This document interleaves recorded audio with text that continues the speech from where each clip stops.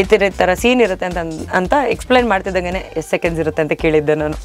So ಅಂದರೆ ಇವಾಗ ಒಂದು ಲಿಪ್ ಲಾಕ್ ಇರುತ್ತೆ ಅಂತಂದರೆ ಎಷ್ಟು ಸೆಕೆಂಡ್ಸ್ ಇರುತ್ತೆ, ಬ್ಯಾಕ್ಲೆಸ್ ಅಂದರೆ ಎಷ್ಟು ಸೀನಲ್ಲಿ ತೋರಿಸ್ತೀರಾ ನೀವು. ಅಷ್ಟು ಜನರಿಗೆ ಏನಾಯಿತು, ದುಡ್ಡುಗೋಸ್ಕರ ಏನು ಬೇಕಾದರೂ ಮಾಡ್ತಾರೆ ಗುರು ಹೆಣ್ಮಕ್ಳು.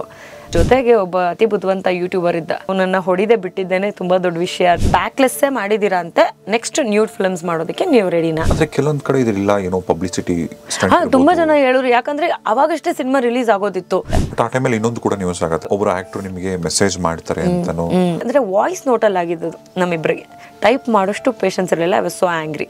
ಅವನು ಕೂಡ ಕಾಮುಕ ಅನ್ನೋದನ್ನ ಹೈಲೈಟ್ ಮಾಡಿಬಿಟ್ಟು ಒಂದಷ್ಟು ಯೂಟ್ಯೂಬರ್ಸ್ ಹಾಕಿದ್ರು. ಏನ್ ಯೋಚನೆ ಮಾಡ್ತಿದ್ದೀರಾ? ಬೇಗ ಬೇಗ ಬೆಲ್ ಐಕನ್ ಕ್ಲಿಕ್ ಮಾಡಿ. ಈಗ ಸಿನಿಮಾ ಅದಾದ್ಮೇಲೆ ಒಂದು ಸಿನಿಮಾ ಮಾಡಿದ್ರಿ ನೀವು, ಪೆಂಟಗನ್ ಅಂತ ಒಂದು ಸಿನಿಮಾ. ಆ ಸಿನಿಮಾಲಿ ಒಂದು ಸೀನ್ ಇರುತ್ತೆ, ಅಂದ್ರೆ ನೀವು ಬ್ಯಾಕ್ ಶಾಟ್ ಏನೋ ತೋರಿಸ್ತಕ್ಕಂಥದ್ದು, ಬ್ಯಾಕ್ಲೆಸ್ ಮಾಡ್ತಕ್ಕಂಥದ್ದು. ಅದು ತುಂಬಾ ಹಾಟ್ ಆಗಿ ಎಡ್ಜಿಯಾಗಿ ಶೂಟ್ ಮಾಡ್ತಾರೆ ಅಂತ ನಿಮಗೆಲ್ಲ ತಿಳಿಸಿದ್ರ ಇದನ್ನೆಲ್ಲಾನು? ಓಕೆ. ಇದೆಲ್ಲ ತಿಳಿಸ್ತಂತ ಟೈಮಲ್ಲಿ ನೀವು ಪೇಮೆಂಟ್ ಬಿಟ್ಬಿಡಿ, ಪೇಮೆಂಟ್ ಎಷ್ಟು ಕೊಡ್ತಾರೆ ಅದೆಲ್ಲ ಒಂದ್ ಕಡೆ.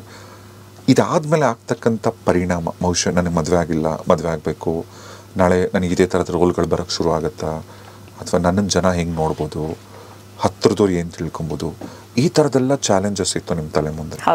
ಬಟ್ ಆ ಸೀನ್ ಮಾಡಬೇಕಂದ್ರೆ ನಿಮ್ಮ ತಲೆಯಲ್ಲಿ ಏನು ಓಡ್ತಿತ್ತು? ವಾಟ್ ವರ್ ಯು, ನೀವು ಏನು ಯೋಚನೆ ಮಾಡ್ತಿದ್ರಿ? ನಾನು ಪೆಂಟಗನ್ ಒಪ್ಕೊಂಡಿದ್ದು ತುಂಬ ಬ್ಯುಸಿಯಾಗಿದ್ದಂಥ ಸಮಯದಲ್ಲಿ. ತುಂಬ ಕಷ್ಟಪಟ್ಟು ಡೇಟ್ಸ್ ಮ್ಯಾನೇಜ್ ಮಾಡಿ 24 hours ಸ್ಕೆಡ್ಯೂಲಲ್ಲಿ ಮಾಡಿ ಸೀರಿಯಲ್ ಮಾಡ್ತಾ ಇದ್ದೆ ನಾನು. ಅಟ್ ದ ಸೇಮ್ ಟೈಮ್ ನಂದು ಪೆಂಟಗನ್ ಮತ್ತು ಉಂಡನಾಮ ಹೆಚ್ಚು ಕಮ್ಮಿ ರಿಲೀಸ್ ಆಗಿದ್ದು ಒಂದೇ ವಾರ ಡಿಫ್ರೆನ್ಸಲ್ಲಿ, ಶೂಟಿಂಗ್ ಕೂಡ ಹೆಚ್ಚು ಕಮ್ಮಿ ಒಂದೇ ಟೈಮ್ನಲ್ಲಿ ಆ ಥರ ನಡೆದಿರೋಂಥದ್ದು. ಹೆಚ್ಚು ಕಮ್ಮಿ ಒಂದು 2-3 months ಡಿಫ್ರೆನ್ಸಲ್ಲಿ ನಡೆದಿರೋ ಥರದ್ದಿತ್ತು. ಪೆಂಟಗನ್ ಒಪ್ಕೊಳ್ಳೋಕೆ ಮುಂಚೆನೇ ರಾಘು ಶಿವಮೊಗ್ಗ ಅವರು ನನ್ನ ಒಂದು ಪೋರ್ಷನ್ಸ್ನ ಡೈರೆಕ್ಟ್ ಮಾಡಿದಂಥವ್ರು, ನಮ್ಮ ಸಿನಿಮಾ ಡೈರೆಕ್ಟ್ ಮಾಡಿದಂಥವ್ರು. ನಮ್ಮ ಸ್ಟೋರಿ ಹೇಳಬೇಕಾದ್ರೇ ಅವ್ರಿಗೊಂದು ಸ್ವಲ್ಪ ಶಾಕ್ ಕೊಡೋಷ್ಟು ಬೋಲ್ಡಾಗಿ ಮಾತಾಡಿದ್ದೆ ನಾನು. ಅಂದರೆ ಹಿ himself is a very practical person and very bold person in like explaining. ಈ ಥರ ಸೀನ್ ಇರುತ್ತೆ ಅಂತ ಎಕ್ಸ್ಪ್ಲೈನ್ ಮಾಡ್ತಿದ್ದಂಗೆ ಎಷ್ಟು ಸೆಕೆಂಡ್ಸ್ ಇರುತ್ತೆ ಅಂತ ಕೇಳಿದ್ದೆ ನಾನು.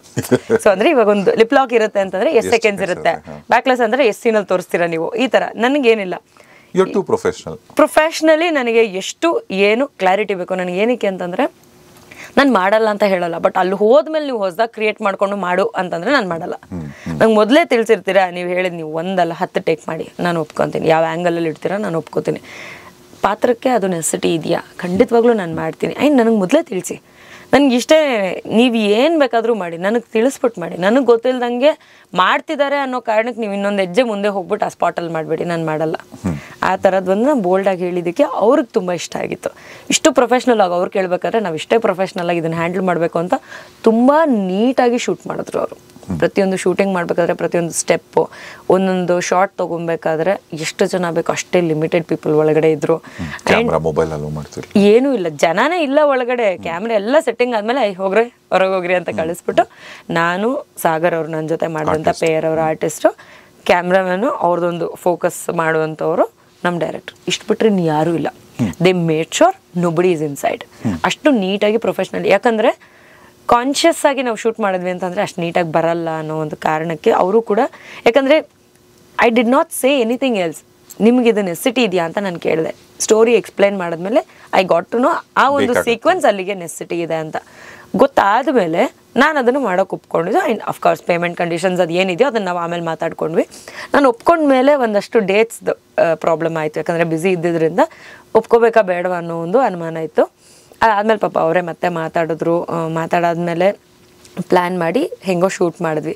ಬಟ್ ಶೂಟ್ ಮಾಡಿದ ಸಮಯದಲ್ಲಿ ನಾನು ಜನರಲಿ ಯಾರಿಗೂ ಹೇಳಲ್ಲ.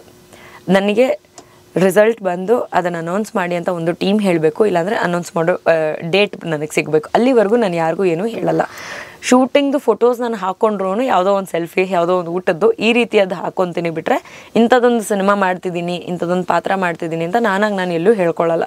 ಅಂಟಿಲ್ ಆ್ಯಂಡ್ ಅನ್ಲೆಸ್ ನನಗೊಂದು ಇಂಟಿಮೇಷನ್ ಬರೋವರೆಗೂ ಈ ರೀತಿಯಾಗಿ ನೀವು ಹೇಳಬೇಕು, ಅನೌನ್ಸ್ ಮಾಡಬೇಕು ಅಂತ ಹೇಳೋವರೆಗೂ ಯಾವ ಪ್ರಾಜೆಕ್ಟ್ ಬಗ್ಗೆನೂ ನಾನು ಎಲ್ಲೂ ಹೇಳಲ್ಲ.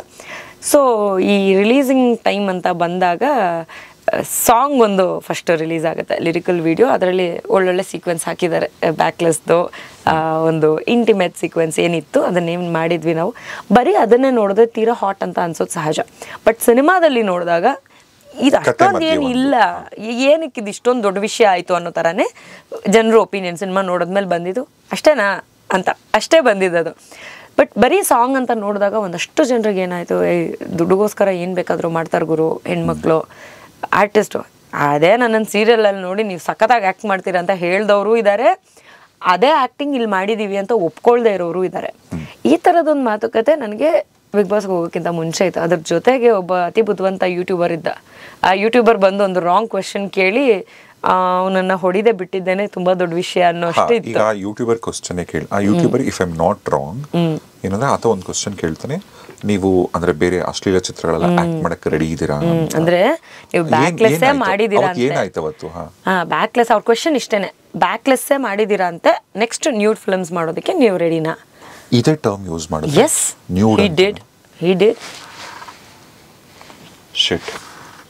yeah, he was such an dash ಅಷ್ಟೇ.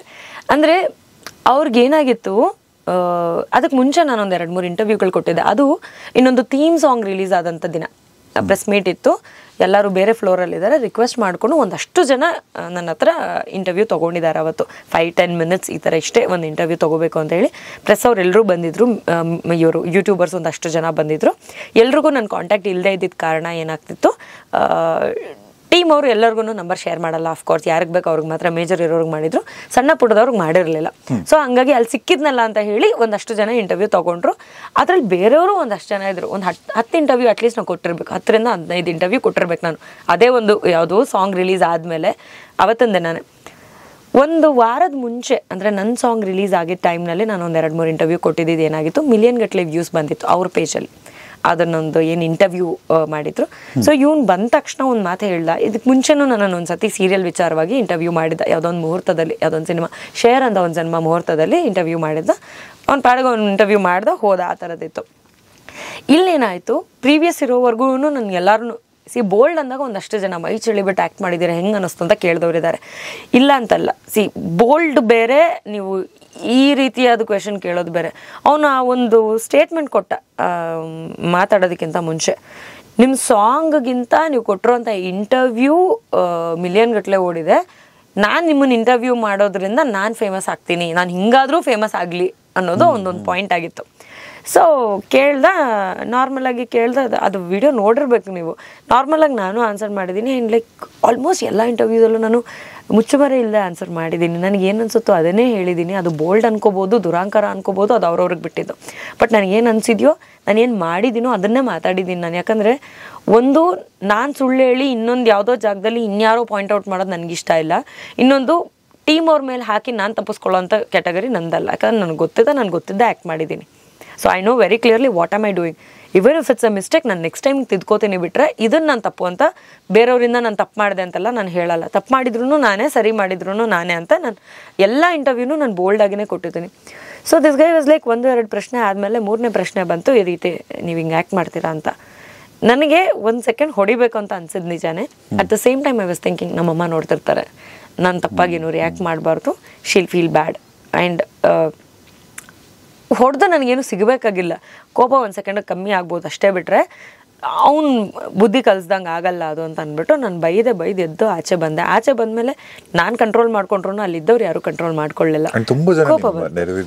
ಹೌದು. And the whole press was there. ಪಾಪ ಅವರೆಲ್ಲ ತಿಂಡಿ ಮಾಡ್ತಿದ್ರು.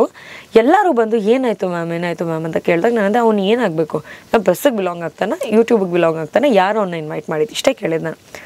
ಅವ್ರು ಹೋಗಿ ಕೇಳಿದ್ರು, ಎಲ್ಲರೂ ಕೇಳಿದ ವಿಚಾರನೂ ವಿಡಿಯೋ ಬಂದಿದೆ. ಕೇಳಿದಾಗ ಅವನು ಇಲ್ಲ ಈ ಥರ ಹಿಂಗೆ ಅಂತ. ಅದಾದಮೇಲೆ ಎಲ್ಲರೂ ಅವನ್ನ ಪ್ರಶ್ನೆ ಮೇಲೆ ಪ್ರಶ್ನೆ ಕೇಳ್ತಿದ್ದಾಗ, ಅವಾಗಿನ್ನೂ ರೆಕಾರ್ಡ್ ಆಗ್ತಿರ್ಲಿಲ್ಲ, ಅದಾದಮೇಲೆ ರೆಕಾರ್ಡ್ ಮಾಡಿದ್ದೆ ಆ್ಯಕ್ಚುಲಿ ಅಲ್ಲಿರೋರು. ಈ ಥರದ್ದು ಹಿಂಗೇನೋ ಕೇಳ್ತಿರ್ಬೇಕಾದ್ರೆ, ನೀವೆಲ್ಲರೂ ಸೇರಿ ನನ್ನ ಹೊಡೀರಿ, ಬೈರಿ, ಇದು ಮಾಡಿ, ಅಂದರೆ ಅವನನ್ನೇನೋ ಟಾರ್ಚರ್ ಮಾಡ್ತಿರೋ ಥರ ಆಗಲಿ, ಅದನ್ನು ರೆಕಾರ್ಡ್ ಮಾಡಿ ಹಾಕಿ, ಹಂಗಾದ್ರೂ ನಾನು ಫೇಮಸ್ ಆಗಲಿ, ಕಮಾನ್ ಡೂ ಇಟ್ ಅನ್ನೋ ಥರ. Then everybody got angry. Like ಅವನ್ನ ಬೈದರು, ಕೇಳಿದ್ರು, ಪ್ರಶ್ನೆಗಳನ್ನ ಕೇಳಿದ್ರು, ಅದೇನೋ ರೆಕಾರ್ಡ್ ಆಗಿ ಆಚೆ ಬಂತು. ದೆನ್ ಅದು ಕಂಪ್ಲೇಂಟ್ವರೆಗೂ ಹೋಯಿತು.